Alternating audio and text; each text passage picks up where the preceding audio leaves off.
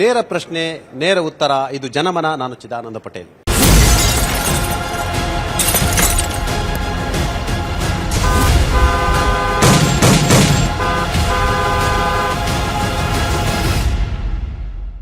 ದ್ವೇಷ ಭಾಷಣಗಳ ಪ್ರತಿಬಂಧಕ ಕಾಯ್ದೆಯನ್ನ ಈಗಾಗಲೇ ವಿಧಾನಸಭೆ ಅಧಿವೇಶನದಲ್ಲಿ ಕರ್ನಾಟಕದ ಕಾಂಗ್ರೆಸ್ ಸರ್ಕಾರ ಇಂಟ್ರೊಡ್ಯೂಸ್ ಮಾಡಿದೆ.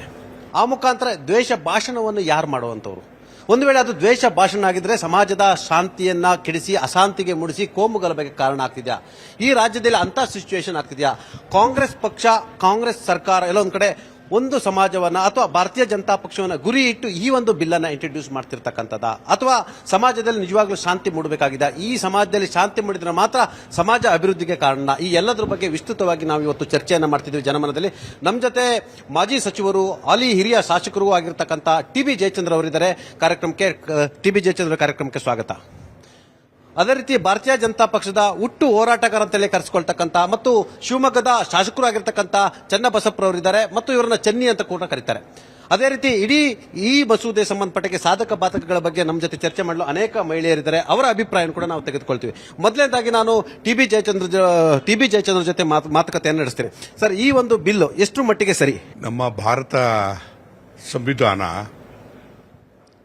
ಜಾತ್ಯತೀತ, ಧರ್ಮಾತೀತ, ಸಾರ್ವಭೌಮವಾಗಿರ್ತಕ್ಕಂಥ ಒಂದು ಸಂವಿಧಾನ. ನಾವು ಸಂವಿಧಾನವನ್ನು ಪ್ರಿಯಂಬಲ್ ಏನಿದೆ ಅದನ್ನು ಆ ಪ್ರಿಯಂಬಲನ್ನು ನಾವು ಪ್ರತಿ ಸಂದರ್ಭದಲ್ಲೂ ಕೂಡ ಓದಿ ಹೇಳತಕ್ಕಂಥ ಕೆಲಸವನ್ನು ಮಾಡ್ತೀವಿ.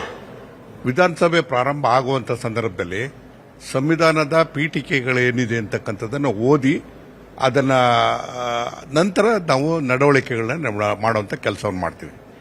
ಇತ್ತೀಚಿನ ದಿನಗಳಲ್ಲಿ ಏನಾಗಿದೆ ಅಂತ ಹೇಳಿದ್ರೆ, ಜಾತ್ಯತೀತ ಅಂತ ಅನ್ನೋದಕ್ಕೆ ಒಂದು ಅಪಾರ್ಥವನ್ನು ಕಲ್ಪಿಸ್ತಕ್ಕಂಥ ರೀತಿಯಲ್ಲಿ ರಾಜಕೀಯ ಪಕ್ಷಗಳು ಕೂಡ ಇವತ್ತು ಜಾತ್ಯತೀತ ಅಂತೇಳಿ ಅದನ್ನು ದ್ವೇಷ ಭಾಷಣಗಳನ್ನು ಹೇಳ್ತಕ್ಕಂಥದ್ದು, ಮಾತನಾಡ್ತಕ್ಕಂಥದ್ದು ಜಾಸ್ತಿ ಆಗಿರ್ತಕ್ಕಂಥದ್ದನ್ನು ನಾವು ಇತ್ತೀಚೆಗೆ ನೋಡ್ತೀವಿ.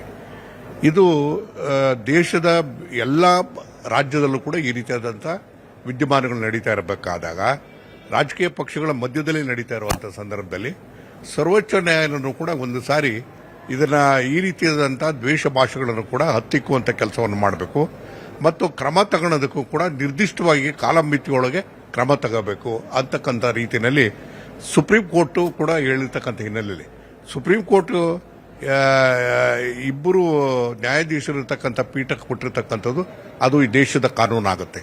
ಹಾಗಾಗಿ ಅದು ಅನಿವಾರ್ಯ ಆಗ್ತದೆ. ಯಾವುದೇ ರಾಜ್ಯಗಳಾದರೂ ಕೂಡ ಈ ರೀತಿಯಾದಂಥ ಪ್ರತಿಬಂಧಕವನ್ನು ಮಾಡ್ತಕ್ಕಂಥದ್ದು, ಅಂದರೆ ಈ ದ್ವೇಷ ಭಾಷೆಗಳನ್ನು ಮಾಡ್ತಕ್ಕಂಥದ್ದನ್ನು ನಿಯಂತ್ರಿಸೋದಕ್ಕೋಸ್ಕರ ಕಾನೂನನ್ನು ಮಾಡತಕ್ಕಂಥ ಅನಿವಾರ್ಯತೆ ಇವತ್ತಿದೆ.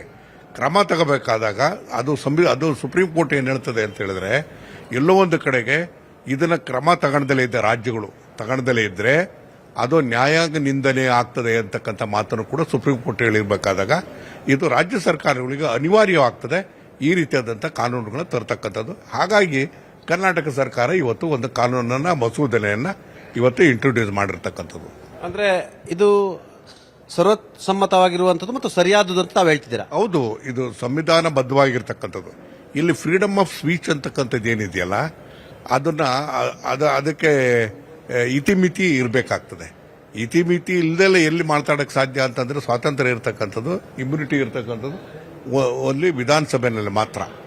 ಅಲ್ಲಿ ಅದನ್ನು ನಿಯಂತ್ರಣ ಮಾಡೋದಕ್ಕೆ ಸ್ಪೀಕರ್ ಇರ್ತಾರೆ. ಆದರೆ ಇಲ್ಲಿ ಹೊರಗಡೆಗೆ ಈ ಥರ ಭಾಷಣಗಳು ಮಾಡ್ತಕ್ಕಂಥದ್ದು ಅದು ದ್ವೇಷಗಳನ್ನು ಹುಟ್ಟಾಕೋದಕ್ಕೆ ಸಾಧ್ಯ ಆಗ್ತದೆ, ಮತ್ತು ಜನಾಂಗೀಯ ಸಮಸ್ಯೆಗಳು ಕೂಡ ಹುಟ್ಟಾಕೋಕ್ಕೆ ಸಾಧ್ಯ ಆಗ್ತದೆ. ಆ ಕಾರಣಕ್ಕೋಸ್ಕರ ನಿಯಂತ್ರಣ ಮಾಡಬೇಕು ಅಂತಕ್ಕಂಥ ದೃಷ್ಟಿಯಿಂದ ಸರ್ವೋಚ್ಚ ನ್ಯಾಯಾಲಯ ಹೇಳಿರ್ತಕ್ಕಂಥ ಹಿನ್ನೆಲೆಯಲ್ಲಿ ಇವತ್ತು ಮಸೂದೆಯನ್ನು ಮಂಡನೆ ಮಾಡಿರ್ತಕ್ಕಂಥದ್ದು.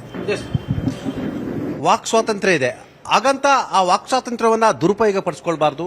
ದ್ವೇಷ ಭಾಷಣ ಅನ್ನೋದನ್ನ ಸುಪ್ರೀಂ ಕೋರ್ಟ್ ಕೂಡ ಅಬ್ಸರ್ವೇಷನ್ ಮಾಡಿದೆ, ಮತ್ತು ಇದು ನ್ಯಾಯಾಂಗ ನಿಂದನೆ ಕೂಡ ಆಗ್ತಿರ್ತಕ್ಕಂಥದ್ದು, ಮತ್ತು ಸರ್ಕಾರ ಈ ಒಂದು ಬಿಲ್ ಅನ್ನು ತಂದಿರತಕ್ಕಂಥದ್ದು ಸರ್ವಸಮ್ಮತ ಅನ್ನೋದು ಹಿರಿಯ ನಾಯಕರಾಗಿರ್ತಕ್ಕಂಥ ಟಿ.ಬಿ. ಜಯಚಂದ್ರ ಅಭಿಮತ ಆಗಿರ್ತಕ್ಕಂಥದ್ದು. ನಮ್ಮ ಜೊತೆ ಫೈರ್ ಬ್ರ್ಯಾಂಡ್ ಅಂತ, ಇವರು ಭಾರತೀಯ ಜನತಾ ಪಕ್ಷದ ಫೈರ್ ಬ್ರ್ಯಾಂಡ್ ಅಂತ ಹೇಳ್ತಾರೆ. ಇವರೇನ ಮಾತಾಡ್ತಿದ್ರೆ ಕಾಂಗ್ರೆಸ್ ಹೇಳ್ತಾರೆ ಅವರು ದ್ವೇಷ ಭಾಷಣ ಮಾಡ್ತಾರೆ ಅಂತೇಳಿ. ಈ ದ್ವೇಷ ಭಾಷಣದ ಸಂಬಂಧಪಟ್ಟಾಗೆ ತಾವೇನು ಹೇಳ್ತೀರಾ ಸರ್? ಇದು ಪ್ರಜಾಪ್ರಭುತ್ವ ವಿರೋಧಿಯ ಒಂದು ಬಿಲ್ ಇದೆ. ರಾಜಕೀಯ ಪಕ್ಷಗಳು ಹುಟ್ಟೋದಕ್ಕಿಂತ ಮುಂಚೆ ಇದು ಸನಾತನ ಭಾರತ. ಇದು ಅವತ್ತೇ ಹೇಳಿದೆ, ಸರ್ವೇ ಜನ ಸುಖಿನೋ ಭವಂತ ಅಂತ ಹೇಳಿದಂಥ ರಾಷ್ಟ್ರ ನಮ್ಮದು, ವಸುದೈವ ಕುಟುಂಬಕಂ ಅಂತ ಹೇಳಿದಂಥ ರಾಷ್ಟ್ರ. ಈ ಎಲ್ಲ ಘೋಷಣೆಗಳು ಹೇಳಿದ್ದು ಯಾವಾಗ ಅಂತ ಹೇಳಿದ್ರೆ ರಾಜಕೀಯ ಕ್ಷೇತ್ರಗಳು ಬಂದ ಮೇಲಲ್ಲ, ರಾಜಕೀಯ ಪಕ್ಷಗಳು ಹುಟ್ಟಿದ ಮೇಲಲ್ಲ. ಸನಾತನ ಭಾರತದಲ್ಲಿ ನಮ್ಮ ಋಷಿಮುನಿಗಳು, ನಮ್ಮ ಪರಂಪರೆ ಇದೇ ಇರುವಂಥದ್ದು. ಆದರೆ ಪ್ರಜಾಪ್ರಭುತ್ವದ ವಿರೋಧಿ ವ್ಯವಸ್ಥೆಯನ್ನು ಜಾರಿಗೆ ತರುವಂಥ ಕೆಲಸ ಕಾಂಗ್ರೆಸ್ ಮಾಡ್ತಾ ಬಂದಿದೆ. ಸಂವಿಧಾನ ತಂದುಕೊಟ್ರು ಅಂಬೇಡ್ಕರ್, ಸಂವಿಧಾನ ವಿರೋಧಿ ನೀತಿಯನ್ನು ಅಳವಡಿಸಿಕೊಳ್ಳುವಂಥ ಕೆಲಸವನ್ನ ಕಾಂಗ್ರೆಸ್ ಮಾಡುತ್ತೆ. ಈ ದೇಶ ತುಂಡು ಮಾಡಿದ್ದು ಕಾಂಗ್ರೆಸ್ ಅಂತ ಹೇಳಿದ್ರೆ ದ್ವೇಷ ಭಾಷಣನಾ? ಇದು ನಿರಂತರವಾಗಿ ನಡ್ಕೊಂಡ್ಬಂದು ಸತ್ಯ ಸಂಗತಿಯನ್ನ ಹೇಳಿದ್ರೆ ಇದು ದ್ವೇಷ ಭಾಷಣ ಅಂತ ಹೇಳುತ್ತಾರೆ. ಮುಸಲ್ಮಾನರಿಗೋಸ್ಕರನೇ ಈ ದೇಶವನ್ನು ಕೊಟ್ಟರು ಅಂತ ಹೇಳೋದು ದ್ವೇಷ ಭಾಷಣನಾ? ಪಾಕಿಸ್ತಾನ ಕೊಟ್ಟಿದ್ದೇವೆ, ಅನೇಕ ಜಾಗಗಳನ್ನು ಬಿಟ್ಟುಕೊಟ್ಟಿದ್ದೇವೆ ನಾವು.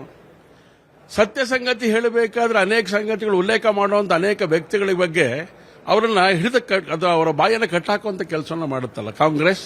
ಇದು ಸರಿನಾ? ಹಾಗಾದ್ರೆ ಯಾವುದು ಸತ್ಯ? ಈ ದೇಶದ ಜನತೆ ತಿಳಿಸಬೇಕೋ ಬೇಡವೋ? ಹಿಂದುತ್ವ ಹೇಳಿದ್ರೆ ಇದು ಹಿಂದುತ್ವದ ಪದ ಪ್ರಯೋಗಗಳನ್ನು ಮಾಡಿದ್ರೆ ದ್ವೇಷ ಭಾಷಣ ಅಂತ ಮಾನಸಿಕತೆ ಕಾಂಗ್ರೆಸ್ ಅಲ್ಲಿ ಇದೆ ಅಂತ ಹೇಳಿದ್ರೆ ಇದು ಎಷ್ಟು ಸರಿ? ಈ ರೀತಿಯ ಒಂದು ಬಿಲ್ ತಂದಿರುವಂತದ್ದೇ ಇದು ಒಂಥರ ಪ್ರಜಾಪ್ರಭುತ್ವದ ಒಂದು ವಿರೋಧಿ, ಸಂವಿಧಾನ ವಿರೋಧಿ, ಸಂವಿಧಾನ ಬಾಹಿರವಾಗಿರುವಂತ ಕೃತ್ಯ ಇದು. ನ್ಯಾಯಾಲಯ ಹೇಳಿದೆ ಅಂತ ಹೇಳ್ತಾ ಇದ್ದಾರೆ. ಆದರೆ ನಮ್ಮ ಭಾರತೀಯ ದಂಡ ಸಂಹಿತೆಯ ಪ್ರಕಾರ ಅನೇಕ ಕಾನೂನುಗಳು ಇದೆಯೋ ಇಲ್ಲೋ? ಈ ತರದ ಸಂಗತಿಗಳನ್ನು ಕಟ್ಟಾಕ್ಲಿಕ್ಕೆ ಅವಕಾಶಗಳು ಇದೆಯೋ ಇಲ್ಲೋ? ಈಗ ಯಾಕೆ ಬಿಲ್ಲು? 2.5 ವರ್ಷ ಆಯಿತು ತಾವು ಬಂದು. ಅದಕ್ಕೂ ಮುಂಚೆ ತಾವು ಸರ್ಕಾರದಲ್ಲಿ ಇದ್ರಿ. ಕಾಂಗ್ರೆಸ್ಸಿನ ಸರ್ಕಾರ ಏನು ಇತ್ತೀಚೆಗೆ ಬಂದಿದ್ದೇನಲ್ಲ, 50-60 ವರ್ಷ ನಮ್ಮನ್ನು ಆಳಿದ್ರಿ ನೀವು. ಯಾವತ್ತೂ ಇಲ್ದೇವ್ರು ಅಂತ ಒಂದು ಬಿಲ್ ತರಬೇಕು ಅಂತ ಇವತ್ತು ಯಾಕೆ ಅನಿಸ್ತು? ಮೇಲ್ನೋಟಕ್ಕೆ ಸಾಬೀತಾಗತ್ತೆ ಯಾವುದು ಅಂತ ಹೇಳಿದ್ರೆ. ನಿಮ್ಮ ಪ್ರಕಾರ ಭಾರತೀಯ ಜನತಾ ಪಕ್ಷವನ್ನ ಚಿತ್ತಾಪುರದಲ್ಲಿ ನಡೆದಂತ ಘಟನೆ ಯಾರು ಇವತ್ತು ಕಿಡಿಗೇಡಿಗಳು? ಹಾಗಾದ್ರೆ ಯಾರು ಆ ದ್ವೇಷ ಬೀಜವನ್ನು ಬಿತ್ತುವಂತ ಕೆಲಸವನ್ನು ಯಾರು ಮಾಡ್ತಾ ಇದ್ದಾರೆ? ಈ ರಾಜ್ಯದ ಒಬ್ಬ ಮಂತ್ರಿ ಖರ್ಗೆ ಅದನ್ನು ಮಾಡ್ತಾ ಇದ್ದಾರೆ. ಚಿತ್ತಾಪುರದಲ್ಲೇ ಯಾವತ್ತೂ ಕೂಡ ಅನ್ಯೂನ್ಯವಾಗಿದ್ದಂತ ಪ್ರಿಯಾಂಕಾ ಖರ್ಗೆ ಅವರು ಚಿತ್ತಾಪುರದಲ್ಲಿ ನಡೆದಂತ ಮಾತುಕತೆಗಳಿದೆಯಲ್ಲ, ಅದು ದ್ವೇಷ ಸಾಧನೆ. ನಾವು ಆಡುವಂತ ಮಾತಲ್ಲ, ನಾವು ಸತ್ಯ ಸಂಗತಿಗಳನ್ನು ಹೇಳುತ್ತಾ ಇರ್ತೇವೆ. ಅವ್ರು ಅರ್ಜೆಂಟ್ ಏನಾಗಬೇಕು ಆಗಲಿ, ಆದರೆ ಎಲ್ಲರ ಮನಸ್ಸನ್ನು ಹಾಳು ಮಾಡಿ ಗಾಳಿಗೆ ತೂರಿ ನೀವು ಸೋನಿಯಾ ಗಾಂಧಿ ಮೆಚ್ಚಿಸಬೇಕು ಅಂತೇಳಿ RSS ದೂರಿದ್ರೆ RSS ಏನು ಆಗೋದಿಲ್ಲ. ಚಿತ್ತಾಪುರದೊಳಗಡೆ ಪರಿಸ್ಥಿತಿ ಏನ್ ನಿರ್ಮಾಣ ಮಾಡಿದ್ರಿ? ಭೀಮ್ ಭೀಮ್ ಭೀಮ್ ಭೀಮ್ ಭೀಮ್ ಅಂತ ಹೇಳಿ. ನಾನು ಮತ್ತೆ ನಿಮ್ಮ ಹತ್ರ ಬರ್ತೀನಿ. ಸಮೃದ್ಧಿ ಮಂಜುನಾಥ್ ಅವರೇ, ಧರ್ಮದ ಹೆಸರಿನಲ್ಲಿ, ಜಾತಿಯ ಹೆಸರಿನಲ್ಲಿ, ವ್ಯಕ್ತಿಯ ಹೆಸರಿನಲ್ಲಿ ಮತ ಬ್ಯಾಂಕ್ ಅನ್ನ ಕ್ರಿಯೇಟ್ ಮಾಡಕ್ ಹೋಗಿ ಹೊಡಿತೀನಿ, ಕೊಲ್ಲಿ, ಕೊಚ್ಚಿ, ಮುಗಿಸಿ ಅಂತ ಹೇಳುವ ಮುಖಾಂತರ ಸಮಾಜದ ಶಾಂತಿಯನ್ನು ಕದಡಿಸುವ ಮುಖಾಂತರ ಮತ ಬ್ಯಾಂಕ್ ಉದ್ದೇಶಕ್ಕಾಗಿ ಎಲ್ಲೊಂದು ಕಡೆ ಒಂದು ಸಮುದಾಯವನ್ನು ಕೆರಳಿಸುವ ಮುಖಾಂತರ ಅಲ್ಲಿ ಗಲಭೆಗಳಿಗೆ ಕಾರಣ ಆಗ್ತಕ್ಕಂಥ ಇಂಥ ದ್ವೇಷ ಭಾಷಣಗಳನ್ನ ನಿಷೇಧ ಮಾಡೋದು ಸರಿಯೋ ತಪ್ಪ? ಇವತ್ತೇನು ಕಾಂಗ್ರೆಸ್ ಹೊಸದಾಗಿ ಬಂದು ಈ ಅಮೆಂಡ್ಮೆಂಟ್ ಪಾಸ್ ಮಾಡಿದ್ರೆ ಒಪ್ಕೊಂಬೋದಿತ್ತು. ಸುಮಾರು ವರ್ಷಗಳಿಂದ ಆಳಿರ್ತಕ್ಕಂಥ ಕಾಂಗ್ರೆಸ್ ಸರ್ಕಾರ, ದೇಶವನ್ನ ಆಳಿರ್ತಕ್ಕಂಥ ಕಾಂಗ್ರೆಸ್ ಸರ್ಕಾರ ಅವತ್ತು ಗೊತ್ತಾಗ್ತಾ ಇದೆ ಜನ ನಮ್ಮನ್ನು ತಿರಸ್ಕರಿಸ್ತಾ ಇದ್ದಾರಂತ. ಇನ್ ಮುಂದೆ ಬಹುಶಃ ಈ ಭಾರತ ದೇಶದಲ್ಲಿ ಕಾಂಗ್ರೆಸ್ ಉಳುಗಾಲ ಇಲ್ಲ ಅಂತ ಈಗಾಗಲೇ ಬಿಹಾರದಲ್ಲಿ ಸಾಬೀತಾಗಿದೆ. ಮುಂದೆ ಬರ್ತಕ್ಕಂಥ ಸರ್ಕಾರ ನಮ್ಮನ್ನು ಯಾವ ರೀತಿ ಅಟ್ಯಾಕ್ ಮಾಡ್ತಾರೆ ಅನ್ನೋ ಕಾರಣಕ್ಕೋಸ್ಕರವಾಗಿ, ಅವರ ಉಳಿವಿಗೋಸ್ಕರವಾಗಿ ಈ ಒಂದು ಮೋಸ್ಟ್ಲಿ ಕಾಂಗ್ರೆಸ್ ಉಳಿಕೋಸ್ಕರ, ಕಾಂಗ್ರೆಸ್ ಒಂದು ಪ್ರೊಡಕ್ಷನ್ಗೋಸ್ಕರ, ಅವರ ಉಳಿಕೋಸ್ಕರ ಅವ್ರಿಗೋಸ್ಕರ ಈ ಸೇಫ್ಟಿ ತಂದ್ಕೊಂಡವ್ರೆ ಅಂತ ನನ್ನ ಒಂದು ವೈಯಕ್ತಿಕ ಅಭಿಪ್ರಾಯ. ಅಂದ್ರೆ ಇದು ಕಾಂಗ್ರೆಸ್ ಉಳಿವಿಗಾಗಿ ಆಯ್ತಾ, ಇನ್ಯಾರು ಮಟ್ಟ ಹಾಕಿ ತಂದಿರತಕ್ಕಂಥ ಬಿಲ್ ಅಂತೀರಾ? ಪ್ರಜಾಪ್ರಭುತ್ವ ಕೊಗ್ಗೋಲೆ ಇದು. ಏನಂತಂದ್ರೆ ಇಷ್ಟು ವರ್ಷ ಇಲ್ಲದ ಅಮೆಂಡ್ಮೆಂಟ್ ಬಿಲ್ಗಳನ್ನ, ಈ 2.5 ವರ್ಷ ಇಲ್ಲದ ಬಿಲ್ಗಳನ್ನ ಇನ್ನು 2 ವರ್ಷ ಏನಾಗುತ್ತೋ ಅನ್ನೋದು ಭಯದ ವಾತಾವರಣದಲ್ಲಿದೆ. ಇವತ್ತು ಬೆಳಗ್ಗೆ ಸಾಯಂಕಾಲ ಆಚೆ ಹೋದ್ರೆ ಅವ್ರ MLA ಗುಸ್ಗುಸ ಏನಾಗುತ್ತೋ ನಾಳೆ ಏನಾಗುತ್ತೋ ಏನೋ ಅಂತ ಸಂಶಯಲಿದ್ದಾಗ ಮುಂದೆ ಬಿಹಾರದ ಗತಿ ನಮ್ಗೆ ಬರುತ್ತೆ ಅಂತ ಆಲ್ರೆಡಿ ಅವರು ತೀರ್ಮಾನ ಆಗಿದ್ದಾರೆ. ಮುಂದೆ ನಮ್ಮ ಗತಿ ಏನಾಗುತ್ತೆ, ನಮ್ಮ ಕಾಂಗ್ರೆಸ್ ಏನಾಗುತ್ತೆ ಅನ್ನೋ ಕಾರಣಕ್ಕೋಸ್ಕರವಾಗಿ ನೀವು ಒಂದು ಮಾತನ್ನ ಹೇಳಕ್ ಇಷ್ಟಪಡ್ತೀನಿ. ನೀವು ಯಾವುದೇ ಮ್ಯಾಚ್ಗೆ ಹೋಗ್ಲಿ, ಯಾವುದೇ ಸಿನಿಮಾ ಹೋಗ್ಲಿ, ಜನ ನೋಡ್ಬೇಕಾದ್ರೆ ಒಂದು ಅಗ್ರೆಸಿವ್ ಇರಬೇಕು. ಯಾವುದೇ ಒಂದು ವ್ಯಕ್ತಿ ಮಾತಾಡ್ಬೇಕಾದ್ರೆ ಅಗ್ರೆಸಿವ್ ವ್ಯಕ್ತಿಗೆ ನೀವು ಕೂಡ ಮಾಧ್ಯಮದವರು ಕೂಡ ಬೆಲೆ ಕೊಡೋದು. ಆ ತರ ದ್ವೇಷ ರಾಜಕಾರಣ ಮಾಡಬಾರದು, ದೇಶ ಇದು ಮಾಡಬಾರದು, ಇದು ಮಾಡಬಾರದು ಅನ್ನೋ ಕಾರಣಕ್ಕೂ ಅದನ್ನು ನೀವು ಬಿಲ್ ತಂದಿರಂತಂದ್ರೆ ಎಲ್ಲೋ ಒಂದು ಕಡೆ ನಿಮ್ಗೆ ಭಯದ ವಾತಾವರಣ, ನಮ್ಮ ಜನ ನಮ್ಮನ್ನು ತಿರಸ್ಕಾರ ಮಾಡ್ತಾವ್ರೆ, ಇಡೀ ದೇಶ ನಮ್ಮನ್ನ ತಿರಸ್ಕಾರ ಮಾಡ್ತಾನೆ ಭಯ ವಾತಾವರಣದಿಂದ ಈ ತರ ಬಿಲ್ ಅನ್ನು ನೀವು ತಂದ್ಕೊಂಡಿದ್ದೀರ.